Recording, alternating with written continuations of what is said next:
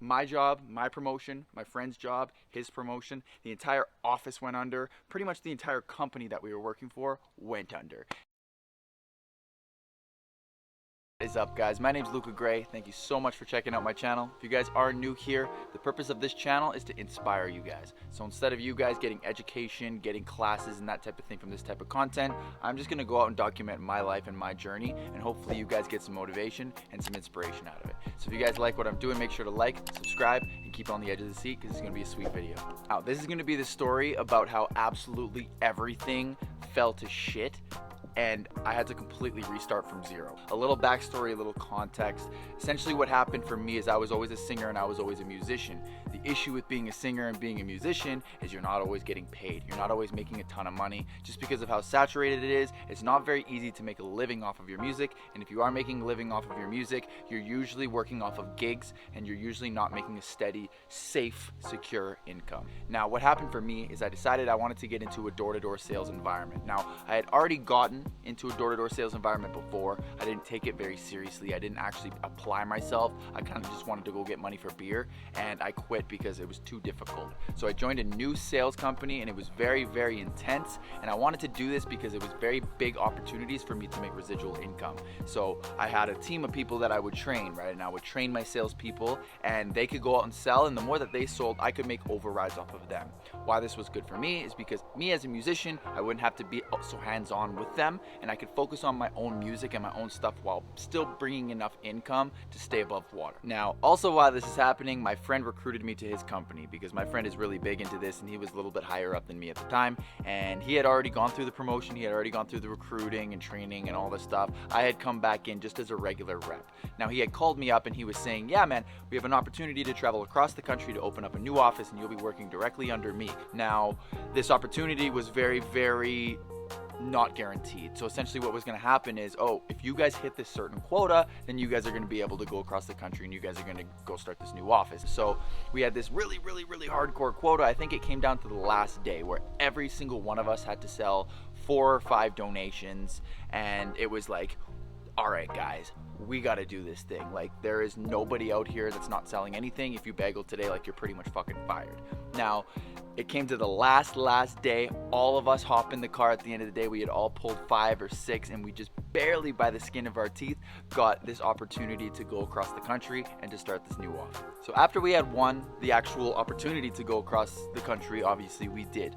We went across the country. We're Canadians, so we started in Alberta and we ended up in Ontario. So we got there, we started this new market, and this new market was fucking really, really hard. Like, none of us could sell it. None of us knew how to talk to these people. None of us knew what to do. It was his first time running his own office, and it was me, him, and one other guy. We got there, we're just struggling.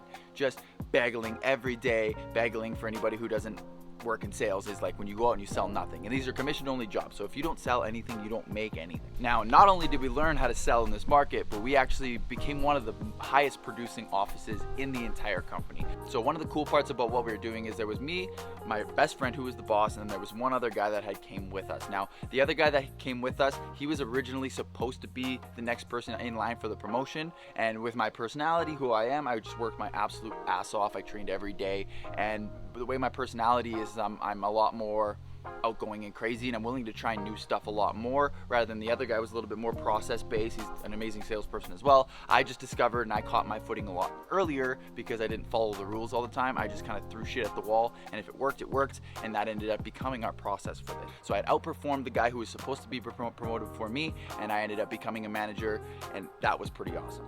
Now, obviously that was pretty awesome, but it didn't last very long because this is a struggle story. The manager above my friend said, hey, all right, you guys, what you're gonna do is you're gonna expand to a neighboring city. I was up for that promotion, which I was super excited for because this meant now my job went from knocking doors every single day to doing a quick boardroom in the meeting and, you know, helping other salespeople through their struggles, and I get to go home and work on my music, work on my stuff. Now, obviously I had to add a little bit of element of love into this story, and for me, I'm one of those guys, like, I don't really date that many girls, to be honest. Like, I just don't really see that much value in a lot of the girls I meet. All while this is happening, obviously, you know, I'm getting a little bit of sparks from this chick. I'm starting to really like this chick for the first time since like high school. I'm into a chick, which is like mind-blowing to me. We start to make plans to go to Hamilton, Ontario, which is about an hour from where we were. We're setting up, you know, viewings for places, we're setting up leases, we're setting up office space, we're setting up all this stuff. We're like, boom, this is about to happen. Now, anybody who was there, and everybody was there, remembers the day that it was like massive quarantine. Everything is closing down.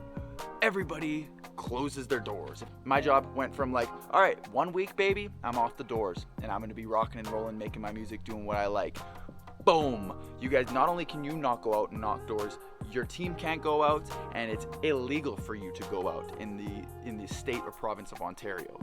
My job, my promotion, my friend's job, his promotion, the entire office went under. Pretty much the entire company that we were working for went under. Now, I don't want to be a total negative Nancy about everything. Maybe I am still a little bit salty, but you know, who wouldn't be after something like that? And by the time I had gotten back to my hometown and we had to start at a new company, you know, I started as a rep again. I had to train again. I had to learn a new product. I had to recruit again. Like, it was this whole fucking thing. So I decided that that was one of my telltale signs that I was supposed to get out of door to door. And after that, I decided to work on content, and that's how I inspired myself to really be like, hey, there is no better time than right now to get after my dreams, to get after my music, to get after these videos and stuff like that. So this is leading up to where I am now. I got out of door to door because I just didn't want to do it anymore. It felt like I wasn't supposed to do it with a, you know, godly striking down of a quarantine and massive thing that takes me out of the money right at the last second. So this is where I'm at now. You know, I'm making these videos, I'm building it from the ground up, and it all came from a huge struggle and a huge kick in the nuts. Like I said, guys, if you like this content, make sure to like, make sure to subscribe, make sure to leave me a comment. I'd love to hear your guys' feedback on some of my stories. Obviously, they're not amazing yet. I am still learning, but make sure to share it with a friend. Make sure to show me some love, show me some engagement, and I'm going to keep getting better every single day, and make sure you guys keep tuning back in every single day. Have a good one, guys.